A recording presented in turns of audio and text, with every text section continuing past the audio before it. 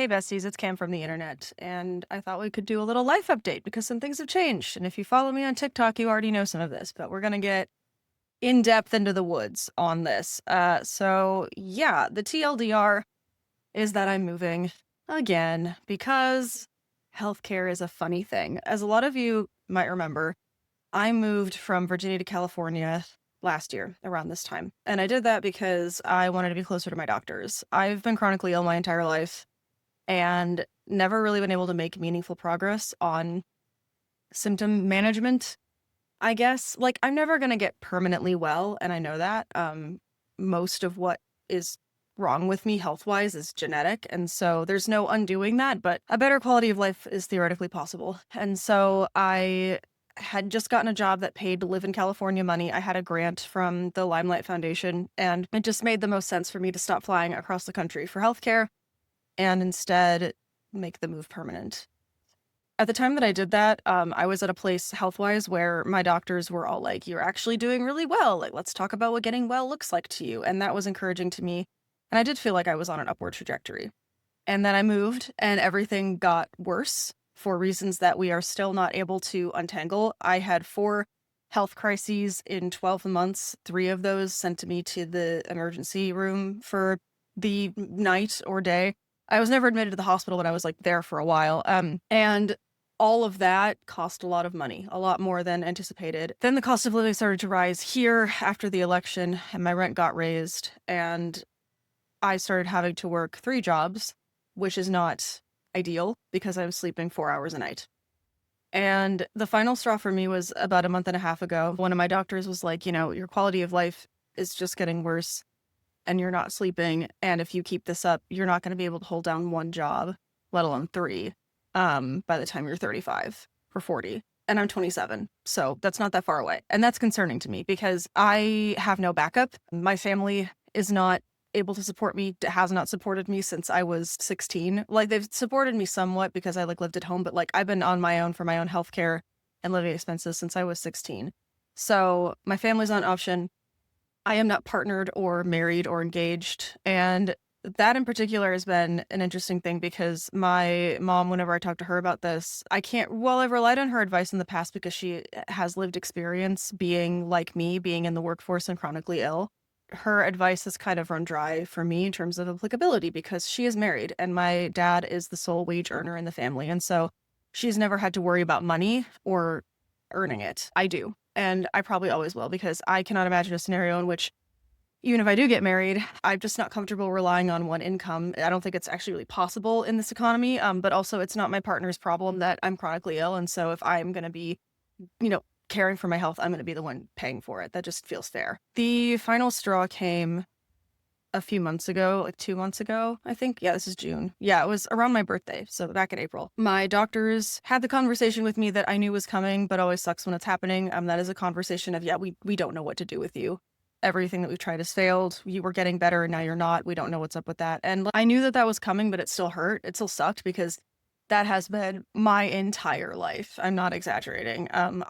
We have gone through so many doctors as a family and then me just on my own as a young adult, and they all come to the end of what they know eventually. And that's fine. That is what it is. But for the first time in my life, the doctors that told me this came with an alternative. They said, well, we're out of options, but we'd like to refer you to Johns Hopkins, and they also take your insurance as far as we're aware. And that in and of itself would be great because none of my healthcare has ever been covered by insurance, but Johns Hopkins does, in fact, take my health insurance. Johns Hopkins is in Baltimore, Maryland, for those not versed in U.S. geography. Don't blame you. It's confusing. Baltimore is on the same coast as Virginia, and that is the opposite coast from where I live now. And so once I was done laughing at the irony that I would once again be flying across country to get healthcare, I started to think, like, perhaps I should just, move again. And that led itself to a whole lot of other mental conversations and stress spirals because I like living in California. The weather agrees with me so much. I love my little apartment. If you're watching this on YouTube, you can see, this is my living room. It's small but mighty. I love my little apartment so much. But the cost of living here is only going up. My rent is only going up. And knowing that I would have to shell out a lot more money to get across the country to Baltimore and have to pay for a hotel and a rental car and flights and someone to watch my cats and all, it just, the bills stack up and it just becomes not worth it. And then a few other things happened that kind of just underscored that it was the right decision. And so next month in July, I will be moving back to Virginia. The first thing that happened was my sister's health. I'm not going to go into this too much because it's not my story to tell, but my younger sister and my parents all live in the same area of Virginia-ish that I'd be moving to. I'd be moving about 40 minutes away from my parents, which is far enough to be good. Because one of the personal drivers, not my driver, I guess, of me moving, but a benefit for me as a person of moving is that I was not close to my family. And so I did not become like their emotional support oldest daughter again. I'm going to maintain that very religiously. I live far enough away where my mom isn't just going to show up at my house and bother me, but I will be living close to my sister, which is actually a good thing because she's been going through some of her own health stuff. And as her older sister, I sometimes get phone calls asking for advice, and other things have happened that, like I said, like it's not my place to tell, but it would be better for both of us if I can be her emergency contact in that state. That's not the primary reason I'm moving by any means. I'm moving because of doctors and the lower cost of living, but it is a benefit that I can be there and show up and help her and make sure that she gets the quality care that she deserves and is entitled to. The other thing that happened was I came back from travel to problems with my apartment. So I rent the back half of a duplex, and what that means is that it feels a lot like a house, but it also means that it is owned by a person, not like a big company.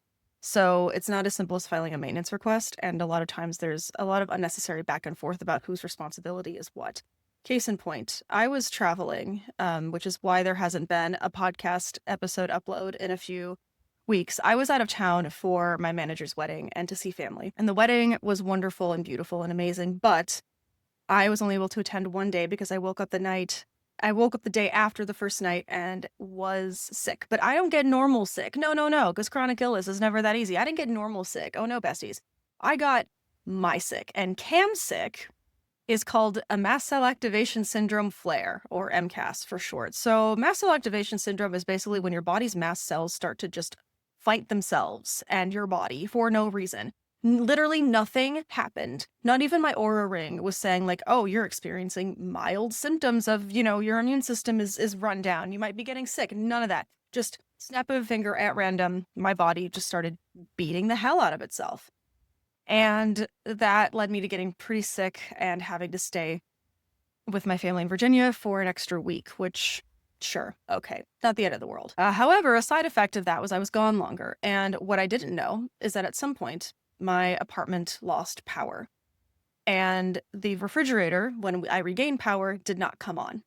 So I came home to a mold fridge and freezer and all of its contents. Now, I didn't keep a lot in the fridge because I was traveling, but my freezer, I'm a leftovers girly, okay? I always, before I leave town, I put in the freezer like a couple of pre-made meals so that I don't have to go grocery shopping. Like right when I get back, I can just heat stuff up in the microwave for like that lunch and dinner. All of that was completely thawed. It was moldy. It was disgusting.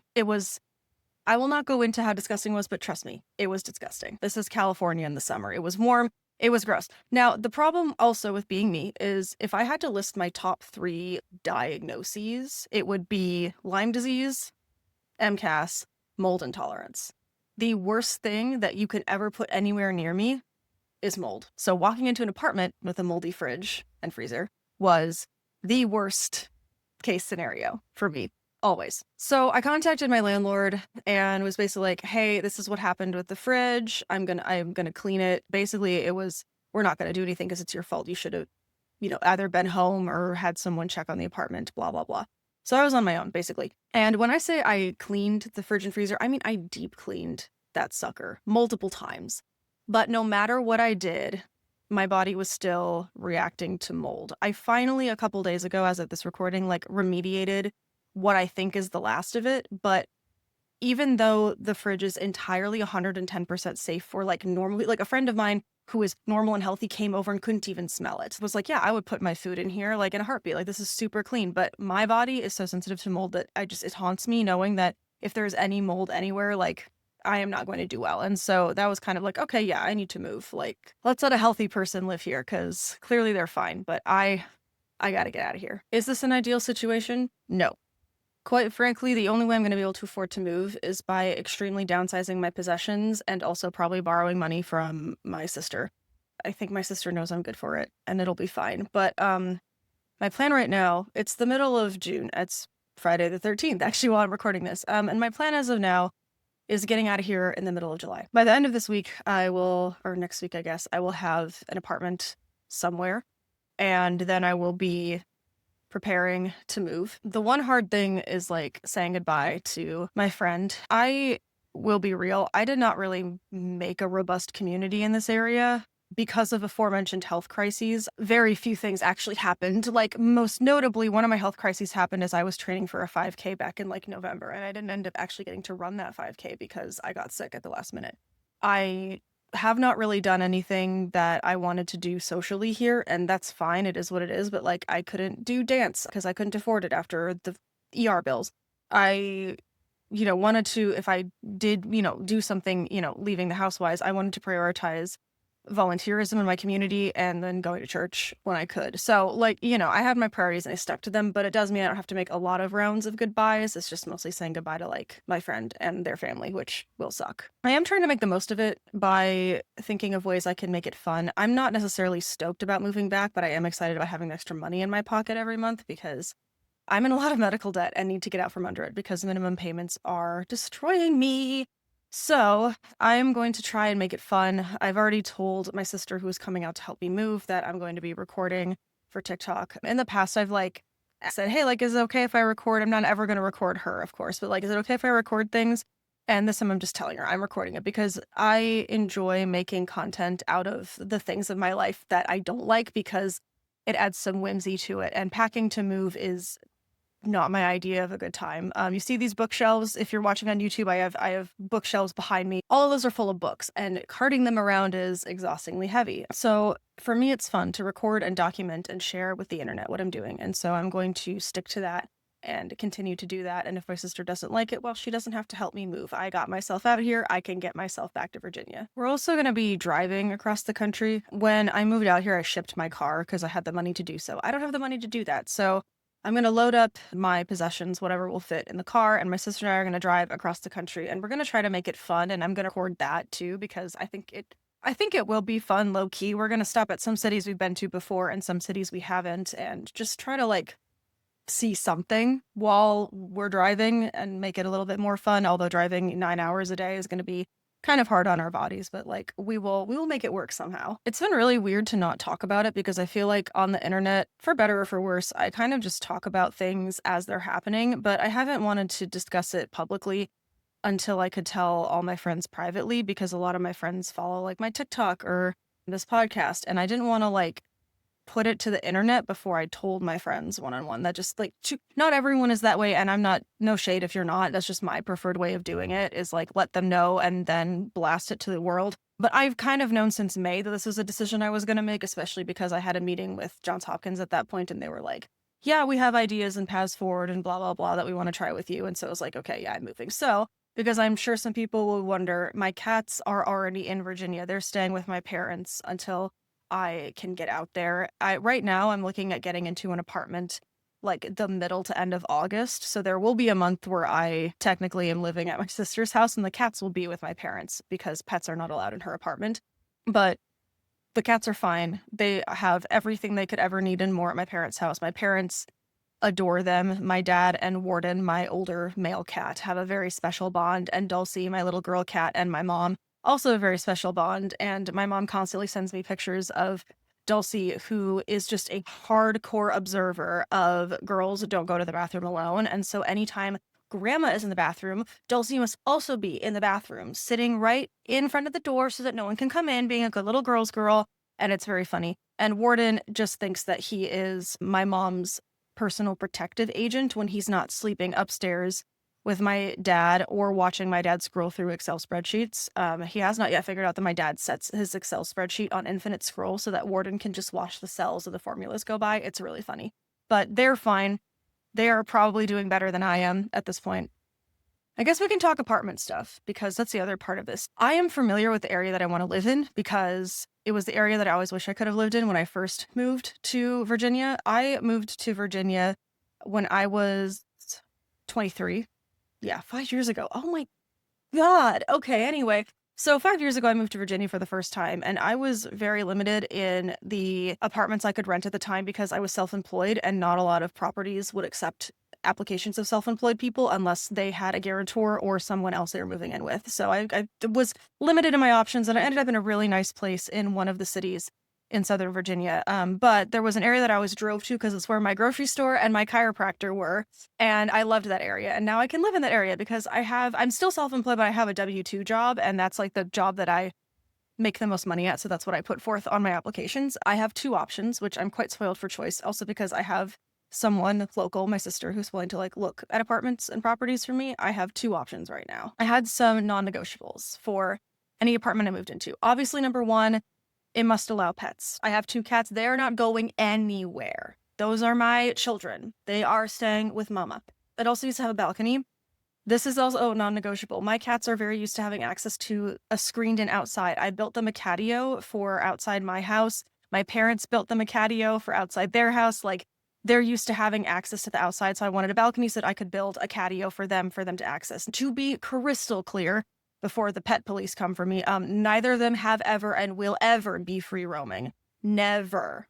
They are inside cats only, but they like to look outside and be enriched and look at the squirrels and watch the birds and feel the sun on their faces. And who am I, their loving mother, to deny them? Also, it keeps them not screaming at me while I'm working because they want enrichment. So everyone is happy. My other non-negotiable is I don't want a pet rent that's over $45 a month. I understand the thought behind the pet rent, but if you're already asking me for a like $300, $400, $500 pet deposit, like that's enough. You don't need to tack in an exorbitant pet rent amount onto it. Zero pet rent is ideal, but low pet rent is acceptable to me. My other non-negotiable is, this is iffy, so let me finish my sentence before you cast judgment. I would like a 2-bedroom apartment. The reason for that is in the area of Virginia, Southern Virginia that I'm moving to, those apartments are only off from 1-bedroom apartments by a couple of $100, maybe. It's for my budget, not very negotiable, but mostly it's because I need the storage. I don't really know what it is about apartment design, but for some reason, every 1-bedroom apartment I've ever lived in does not have enough storage. It's like they think that one person doesn't need a lot of storage, but enough people to fill 2 bedrooms. I'm not a materialistic person. I'm not like a stuff girly, but I have a lot of cleaning supplies. I have a vacuum. I need to store, baggies and Band-Aids and, all just the random stuff, like supplements, like the random stuff of life. And I can't do that in an apartment with one single closet. How do I know that? Because I live in an apartment with one single closet right now. And my house, it's homey, but it is also cluttered. And there's always stuff visible and out because I don't have enough storage. And I need to have enough storage. Additionally, it would be really nice to have my desk in the living room. I would love to have like an office. So the first bedroom would be my bedroom to sleep in. The second bedroom would be my office slash the guest room because I often have friends who want to come stay with me and I want to be able to offer them a guest room. And then my final non-negotiable is it must be not on the ground floor. I want second floor or above. And I feel like that's just good common sense for a single aside female at birth person living alone. I don't want to worry about someone trying to break into my house. I don't want to worry about someone trying to steal my cats because I know that they look expensive. Right now I live on the ground floor and I'm okay with that because I live at the back of a property, so no one can really tell that someone lives back here. So that part I'm okay with, but like in an apartment complex, not the ground floor. No, thank you. Will not be doing that. Okay, let's play House Hunter. Option number 1 is called the 1500 because that's how much the rent is. The 1500 is a 2-bed, 1-bath with a decently sized kitchen, I guess. We'll get there. It has a balcony with 2 sliding glass doors, so one could just have the catio permanently in front of it for the cats to walk out, and the other one could be for me to go out and actually, enjoy my own balcony. The pros and cons of this one are as follows. The pros: I get a really good price on rent. $1,500 for a 2-bed, 1-bath is great. For reference, here in my current unit, I'm paying almost $2,400 a month for a 1-bed, 1-bath. Welcome to California. The 2-bed, 1-bath, the $1,500, that's a great price. Can't go wrong with that. It is across the street from my sister, so she could just walk on over and say, hey, growing up, we had like this dream to do like what they did on Friends and like live across the hall from each other and like just walk over and see each other whenever. And I don't think that's gonna happen, but we can still like go across the street and see each other. And that's really nice, both for me to see my sister, but also for her to see my cats because she really misses my cats. Other pros include there's no additional fee for parking, although there's no assigned parking, but that's not a deal breaker for me at all. And there's no pet rent. And this complex is cats only. No dogs are allowed unless it's a service dog, which is great because I don't want to hear a lot of barking. I do not want to deal with people's unleashed dogs running amok. Like, no, thank you. The cons are as follows.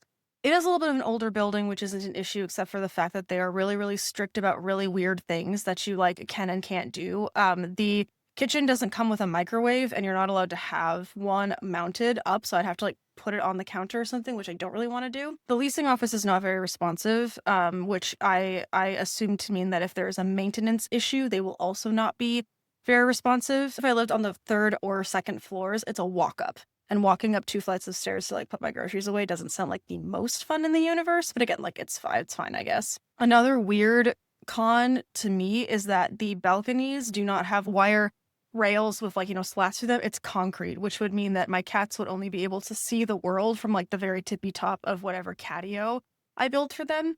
Additionally, this sounds sort of spoiled, but it matters to me. I love to entertain and I love to grill, and I would not be allowed to have a grill on my balcony because it's a bit of an older complex, and so all of it is timber construction, and they do not allow grills of any kind.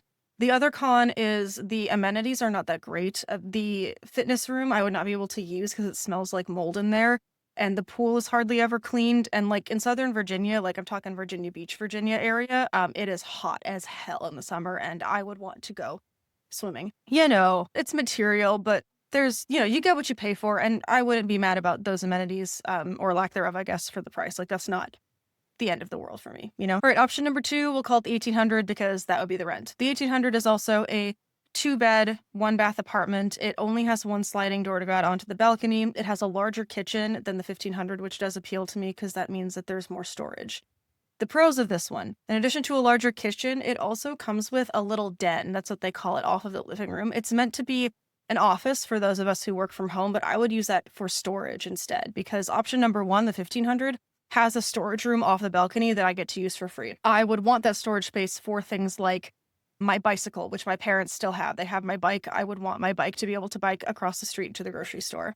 The 1800 is also closer to the grocery store than the 1500. Not by a lot, but being able to just like walk to the grocery store appeals to me immensely, and I would really enjoy having that option because I'm so sick of having to drive everywhere. Like I would be nice to walk. Another pro of the 1800 is it is nicer with more amenities. It's a slightly more updated complex. It's only 2 stories, so if I was living on the second floor, I would have to walk up. I would also get access to a 24/7 fitness room that my sister confirmed does not smell like mold. I would be able to use their heated pool 6 or 9 months out of the year, depending on the weather. They do have assigned parking, so I'll always have a space to park my car near where I live.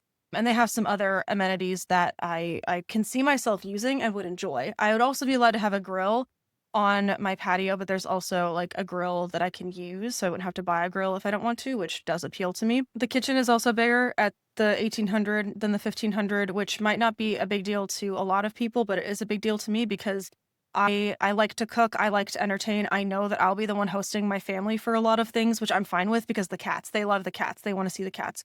And so having a kitchen that's big enough to store my stuff is important to me. The kitchen I have here right now is like the size of a kitchen in a house with enough storage for my things. I don't want to give that up. The cons of the 1800. The price, obviously. There's a $300 difference, which like, $300 is $300.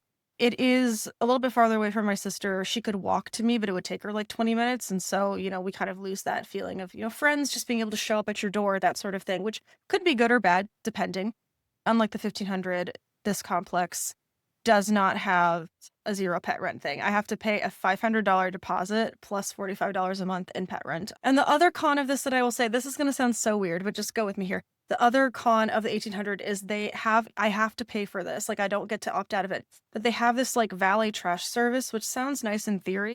You leave your trash outside the door and they come pick it up. But I personally find that really gross. Like I just want to walk my stuff down to the dumpster. Like that's my preference. Now, obviously I'm not saying that it's a bad thing. If you are older, disabled, challenged in mobility, like I can 110% appreciate that valet trash is your thing, and I just wish I could opt out of it because I would prefer, personally, to just take my own trash out. Now, if you're sitting here thinking like, oh, Cam, you should just take the 1800 or oh, you should just take the 1500, I could go either way. I'm sure there's more pros and cons than what I'm thinking of. I just don't have like my little spreadsheet that I made pulled up. But ultimately, it's going to come down to what comes available first.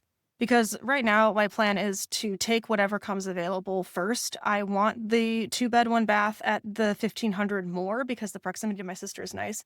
And, going cheaper is a good idea.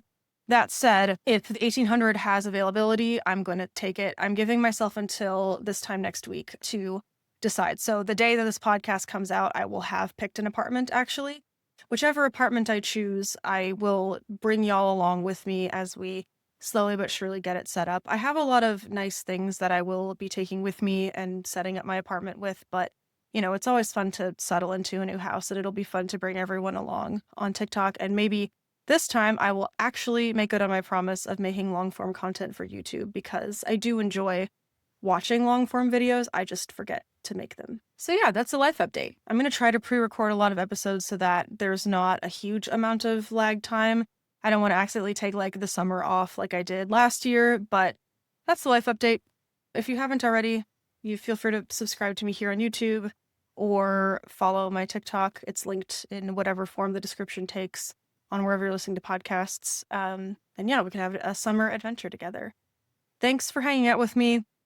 Everyone has been really kind on TikTok about the moving thing. I hope that this decision pays off for my health, but at least if nothing else, I'm saving money. And in this economy, that is never a bad thing. So till next week, be kind to yourselves, be kind to others, and thanks for being here. I love you. Talk to you later.